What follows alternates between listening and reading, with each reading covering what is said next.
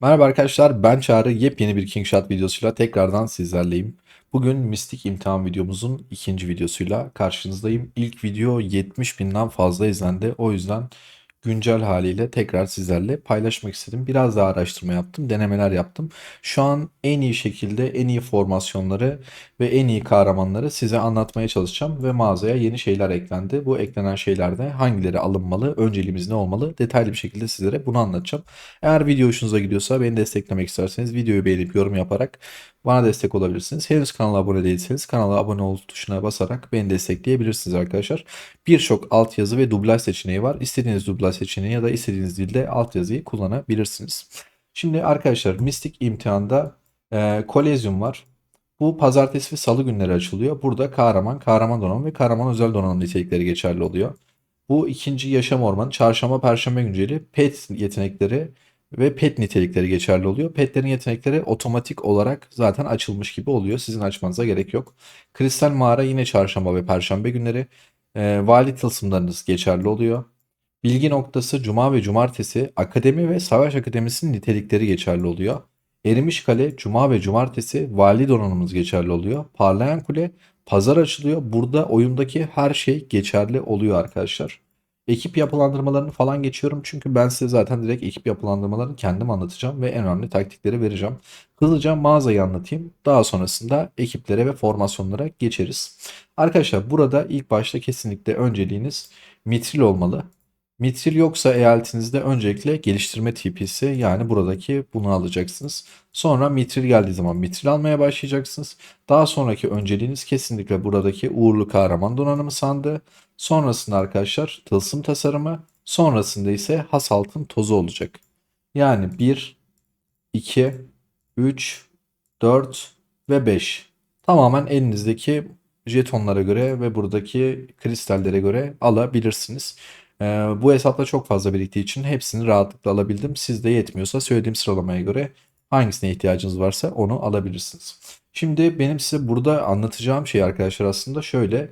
e, pazartesi ve salı günleri geçerli olacak. Diğer günler geçerli olmuyor. Diğer günler için de elimde şöyle bir görselim var. Hızlıca size bunu göstereyim. Bu görseli de kaydedip bu görseli kullanabilirsiniz arkadaşlar.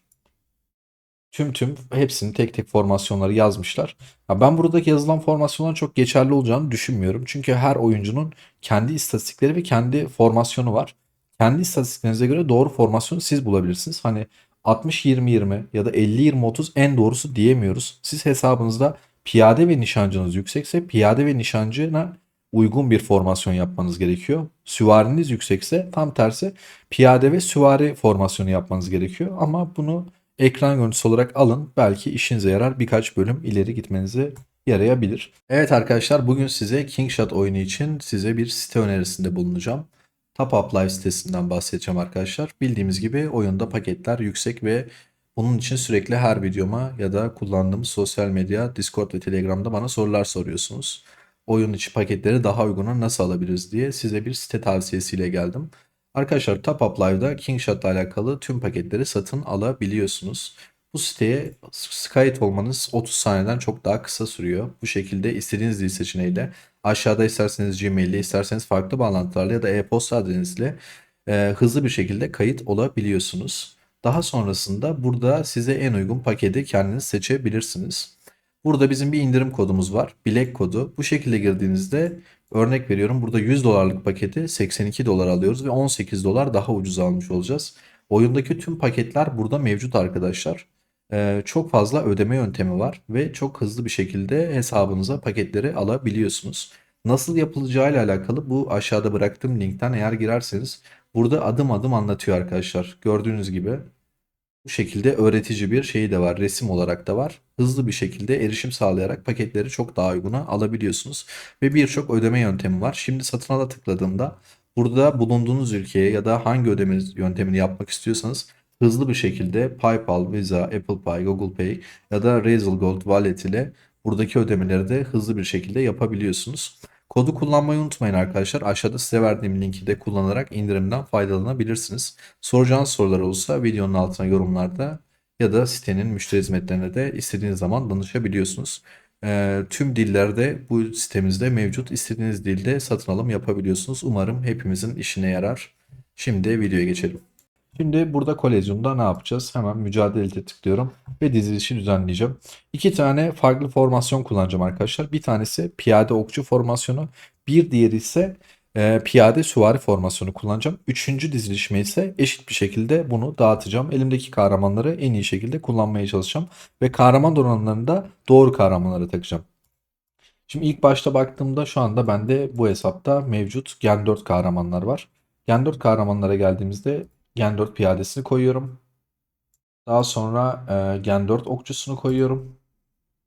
Daha sonra Gen 3 mızrakçısını yani süvarisini koyuyorum arkadaşlar. Çünkü 50-0-50'de mızrakçıya gerek yok. En iyi yetenekleri bufflayan süvari bu arkadaşlar. O yüzden bu şekilde yeterli olacak. Bunu 50-0-50 yapıyorum. Hatta 48-2 48 yapacağım. Pardon. 48-4 48 yapacağım. İlki tamam. İkinciye geçtiğimde buraya 60-40 yapmam gerekiyor.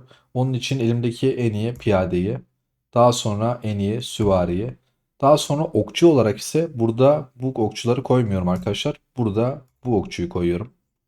Burada da elimde en iyi süvari ve piyadeyi bufflayan okçu bu olduğu için bunu kullanıyorum. Sizde eğer bu yoksa, bunun 4 yıldız hali yoksa arkadaşlar bunu da kullanabilirsiniz. Tamamen sizin elinizdeki karakterlere ve kahramanlara bağlı. Ama bende bu olduğu için bunu kullanacağım. Bunu ise 60-40 yapıyorum. Bunu da kaydediyorum. Üçüncüye geldiğimde elimdeki en iyi 3 kahramanı koyacağım. Bunu da 50-20-30 yapıyorum. 30. Şimdi bu dizilişte buradaki süvarinin donanımına ihtiyacım yok. Bunun donanımını çıkaracağım ve buna takacağım. Bu okçunun ise donanımına ihtiyacım yok. Çünkü okçu göndermedim. O yüzden donanıma ihtiyaç yok. Bunlardan çıkaracağım. Buradan çıkarıyoruz. Elimdeki en iyi piyade olan buraya takıyoruz. Onların donanımını ise ikinci piyade olarak buna takıyorum. Bunları ise üçüncü intikalimde buraya takıyorum. Okçuyu kullanıyoruz. Bunun donanımlarını çıkarıyoruz. Zaten yokmuş. Bunun donanımları olmayacak. Şu an için doğru gözüküyor. Birinci intikalim. İkinci intikal. Bu da üçüncü intikalim. Şimdi şöyle baktığımızda bunda ve bunda donanım var. Bunda ve bunda donanım var. Burada ise üçünde donanım var. Konuşlandır diyorum. 650 milyon gücündeyim. 787 milyona karşı yapıyorum. Ve gördüğünüz gibi burayı rahat bir şekilde kazanacağım.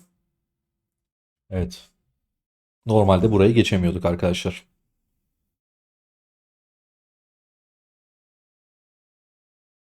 Ki rakip bize kıyasla bayağı güçlü aslında. Burayı kazanabilecek miyim? Kazandım, evet. Buradan devam ediyorum. Herhangi bir sorun yok. Ama artık gitgide güçlenmeye başlıyor. Büyük ihtimalle burayı da kazandım.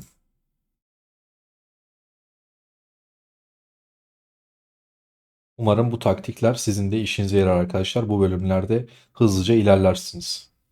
Kazanmaya devam ediyorum. İlk intikalim çok güçlü çünkü.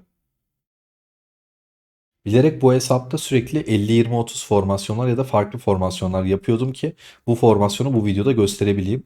Bunu yaptığımda inanılmaz bir ilerleme yapabiliyorum ve bu hesap balina bir hesap arkadaşlar. Artık inanılmaz zor bu bölümleri geçmek.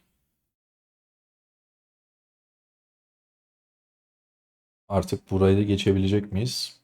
Geçtik.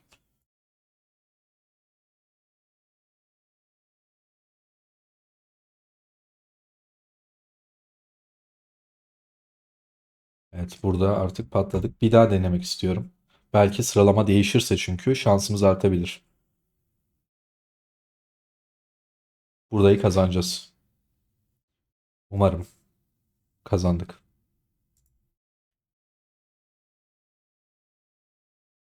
Bu arada bu videoyu yayınladığımda Japonya gezisinde olacağım. Japonya'da olan takipçilerim varsa videonun açıklamalarındaki linkten beni bulurlarsa eğer Instagram adresime.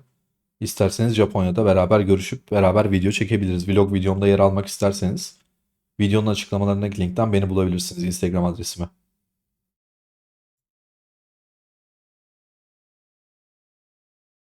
Bu arada güç farkı inanılmaz artmaya başladı ve hala kazanmaya devam ediyorum. Evet.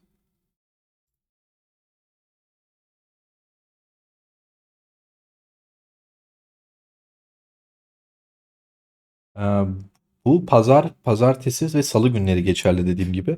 Diğer günleri soran çok fazla arkadaş olmuş bir önceki yorumda. Size gösterdiğim tabloyu kullanabilirsiniz. Diğer günlerle alakalı bu tarz inanılmaz hile gibi bir taktik maalesef yok arkadaşlar.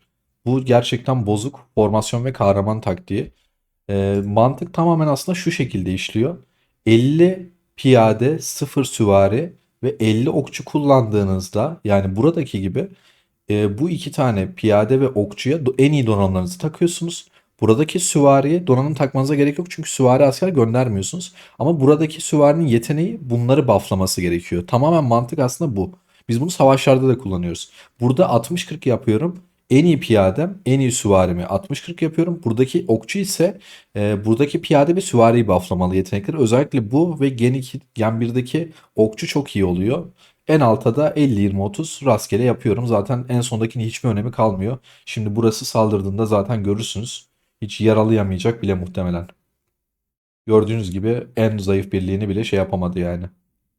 Ama gerçekten ben bu kadar ilerleyeceğimi düşünmüyordum. Çok fazla bölüm geçtik ve hala geçmeye devam ediyoruz. Muhtemelen eyaletlerde sıralamaya gireceğiz. Evet, burayı maalesef kaybettik.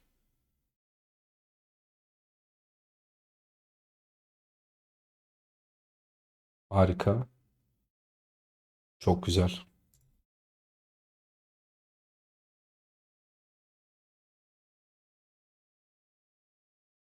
Oo, kaybettik. Muhtemelen burayı geçemeyebiliriz artık. Son iki şansımız var.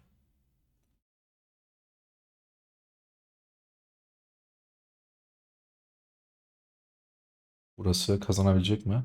Burası çok zayıf. Şöyle bir şey düzeltmeye çalışacağım.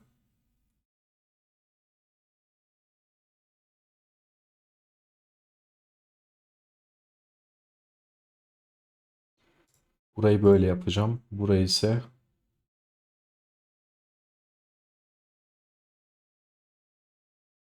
bir işe yarayacağını pek düşünmüyorum ama sadece şansımı denemek istiyorum. Burayı kazandık. Güzel. Her şey ortaya bağlı. Maalesef kazanamadık. Bu kadar arkadaşlar. Şimdi sıralamaya bakalım. Liderlik tablosunda 69,2'ye gelmişiz. Şurada komşu krallıklarda kaçtayız peki? 69,2. Burası. 67,8'den 69,2 ile dördüncülüğü aldık. Ee, Ve ilerlemeye de devam edeceğiz. Bence harikaydı. Umarım bu taktik işinize yarar. Videoda dediğim gibi çok fazla altyazı var. 14-15 taneden fazla altyazı dili var arkadaşlar ve dublaj da var. İsterseniz benim sesimden altyazılı bir şekilde, isterseniz de yapay zeka ile eklediğim dublajı izleyebilirsiniz. Umarım videolar hoşunuza gidiyordur. Sunucuda paylaşırsanız çok sevinirim. Kendinize iyi bakın. Yeni videolarda görüşmek üzere.